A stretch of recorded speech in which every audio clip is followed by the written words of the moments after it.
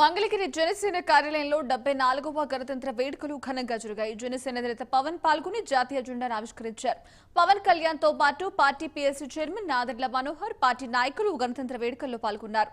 రాష్ట్ర ప్రజలకు Pawan republic day శుభాకాంక్షలు తెలిపారు.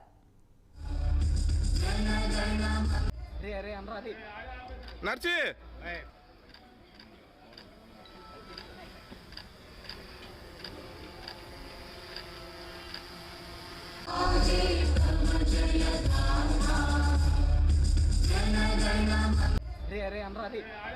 నర్చి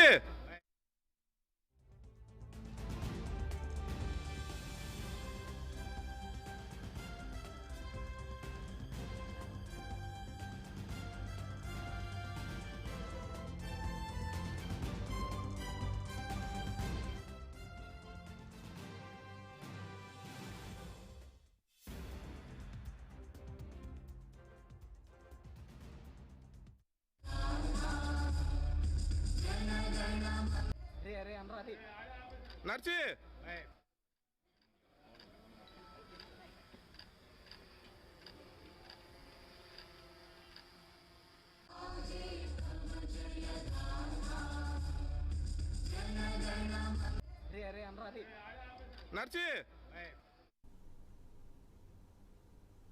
ఇక వేర్పాటువాద రాజకీయాలకు పాల్పడితే సహించేది లేదని పవన్ కళ్యాణ్ నిప్పులు చెరిగారు. ప్రాంతాల వారీగా ఆంధ్రప్రదేశ్ ను విడగొడతామంటే తోలు తీస్తానని ఫైర్ అయ్యారు. రాయలసీమ, ఉత్తరాంధ్ర పేరుతో పిచ్చి పిచ్చి డ్రామాలు చేస్తే నాలాంటి తీవ్రవాది మరొకరు ఉండరని హెచ్చరించారు. రాయలసీమకు ముఖ్యమంత్రులుగా ఉన్న నాయకులు సీమకు ఏం అభివృద్ధి చేశారని పవన్ ఆగ్రహం వ్యక్తం చేశారు.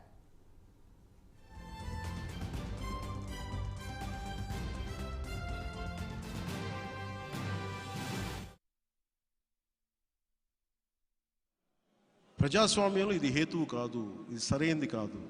ఇది మీరు అర్థం చేసుకోండి. ఎందుకంటే నేను కులాలను విడదీయడానికి రాలా. మీ కరప్షన్ గురించి మీకు కరప్షన్ చేసిన మునిగిపోయిన మీకు, పబ్లిక్ పాలసీ తెలియని మీకు రాష్ట్రాన్ని విడగొట్టేస్తారు. మీకు అధికారం లేకపోతే మేము చూస్తూ కూర్చుంటామా? మేము దేశభక్తులు తోలు తీసి కింద కూర్చోబెడతాం. ఇంకొకసారి ఆంధ్రప్రదేశ్ ని విడగొడతాం విడగొడతామంటే తోలు తీసి కింద కూర్చోబెడతాం.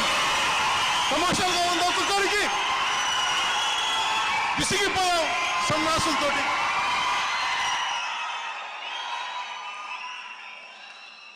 బాధ. మా నేల కాదా ఇది? మా దేశం కాదా ఇది? మేము కాదా ఇది? ఏం మాట్లాడతారు మీరు అందరూ కూర్చోబెట్టి? రాయలసీమ అంటారు. ఏం చేశారు రాయలసీమకు మీరు? ఎంతమంది ముఖ్యమంత్రులు రాయలసీమ నుంచి వచ్చారు? రాయలసీమను మీరు ఎందుకు కాపాడుకోలేకపోయారు? రాయలసీమ కర్నూలు నుంచి ఎందుకు వాసన వెళ్ళిపోయినది? ఎందుకు ఆపలేకపోయారు? ఏం మాట్లాడతారు ఒక్కొక్కళ్ళు?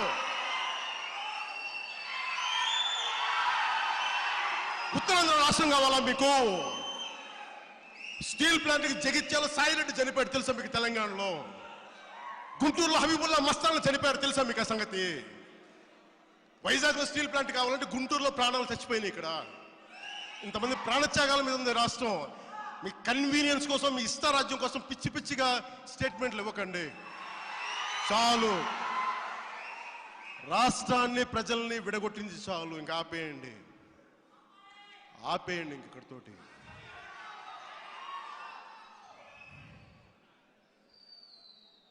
శాంతి. ఇది మీరు ఆలోచించండి. ఇది నా కోపం కాదు, నా ఆవేదన.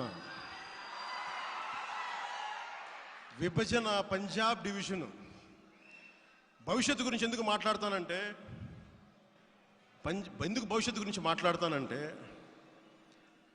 ఈస్ట్ బెంగాల్ 1920sలో అనుకోండి, బెంగాల్ డివిజన్ బెంగాల్ రాష్ట్రాన్ని 2 ముక్కలుగా చేద్దామంటే దేశం అంతా నిలబడింది విడగొట్టకూడదని. సుభాష్ చంద్రబోస్, లాలా లజపతి అందరూ, గాంధీ గారితో సహా ఒక రాష్ట్ర విభజనకి బ్రిటిష్ టైంలో.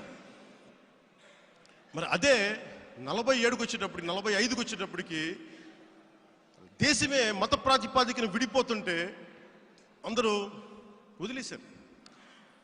అందరూ అడిగారు దేనికి దేనికి ఇట్లా వదిలేశారు ఏంటంటే, సర్దార్ వల్లభాయ్ పటేల్ చెప్పిన మాటలు మాకు వయసులో అయిపోయినాయి, పోరాట పటిమ తగ్గిపోయింది, జైలుకి వెళ్ళి వచ్చాం, అలిసిపోయాం, అందుకని వదిలేయాల్సి వచ్చింది. దాన్ని బట్టి మనం నేర్చుకోవాల్సింది ఏంటంటే, పాత తరం నాయకులకి శక్తి సమర్థత క్షీణించిపోతున్నప్పుడు కొత్త తరమే దాన్ని చేయూతను అందుకోవాలి. ఇక ఏపీలోని కులాల గురించి పవన్ అసహనం వ్యక్తం చేశారు. ఏపీలో కులాల పిచ్చి బాగా ఉందని, కుల పిచ్చితో ఏపీ మగ్గిపోవడం ఆవేదనకు గురి చేస్తుందన్నారు. తెలంగాణ లాంటి తిరుగుబాటు తత్వం ఏపీలో ఉంటే ఆంధ్రప్రదేశ్ ఎప్పుడో బాగుపడేదన్నారు. కులాల ఐక్యత కోసం జనసేన పనిచేస్తుందన్న పవన్, యువత కుల పరిధి దాటి ముందుకు వచ్చి ఆలోచించాలన్నారు. అప్పుడే మనం కోరుకునే అభివృద్ధి సాధ్యమవుతుందని, లేదంటే ఎన్నాళ్ళైనా ఏపీ ఇదే స్థితిలో ఉండిపోతుందన్నారు. ఈ రోజుకి అతనికి కలవడానికి ముఖ్యమంత్రి వెళ్ళలేదు ఈ రోజుకి, ఎందుకంటే తగలబెట్టిన వాళ్ళే కదా, అందువల్ల మనసు సరిపోలే వెళ్ళి పలకరించడానికి. సో అందుకని ఇలాంటి ఆధిపత్యపు ధోరణి ఉన్నంత కాలం ఆంధ్రప్రదేశ్ బాగుపడదు. అందుకని యువతకి చెప్తున్నాను, దయచేసి ఈ కులాలు వీటి మధ్య దాటి మీరు బయటికి రాకపోతే, మీరు తెలంగాణ యువతలాగా ఆలోచించకపోతే ఆంధ్రప్రదేశ్ వెనకబడిపోద్ది. నేను ఆర్దిస్తూ చెప్తున్నాను మీ అందరికీ, మనస్ఫూర్తిగా దయచేసి మీరు అరుపులు కేకల కంటే కూడా మీరు ఆలోచనతో వెళ్ళండి. నా విన్నపం ఇది. ప్రజాస్వామ్యంలో ఇది హేతువు కాదు, ఇది సరైనది కాదు, ఇది మీరు అర్థం చేసుకోండి. ఎందుకంటే నేను కులాలను విడదీయడానికి రాలా, మీ నాయకుడిలాగా, వైసీపీ నాయకుడిలాగా. కోనసీమలో 3-4 కులాల మధ్య ఘర్షణలు పెట్టడానికి పెట్టేసి సొంత మంత్రి ఇల్లు తగలబెట్టించేసుకున్నారు. సొంత మంత్రి విశ్వరూప్ గారు ఇల్లు తగలబెట్టించేసుకున్నారు. ఈ రోజుకి అతనికి కలవడానికి ముఖ్యమంత్రి వెళ్ళలేదు ఈ రోజుకి, ఎందుకంటే తగలబెట్టిన వాళ్ళే కదా, అందువల్ల మనసు సరిపోలే వెళ్ళి పలకరించడానికి.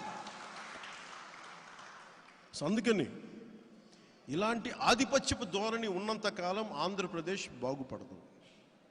అందుకని యువతకి చెప్తున్నాను, దయచేసి ఈ కులాలు వీటి మధ్య దాటి మీరు బయటికి రాకపోతే, మీరు తెలంగాణ యువతలాగా ఆలోచించకపోతే ఆంధ్రప్రదేశ్ వెనకబడిపోద్ది. నేను ఆర్దిస్తూ చెప్తున్నాను మీ అందరికీ, మనస్ఫూర్తిగా దయచేసి మీరు అరుపులు కేకల కంటే కూడా మీరు ఆలోచనతో వెళ్ళండి. నా విన్నపం ఇది. ప్రజాస్వామ్యంలో ఇది హేతువు కాదు, ఇది సరైనది కాదు, ఇది మీరు అర్థం చేసుకోండి.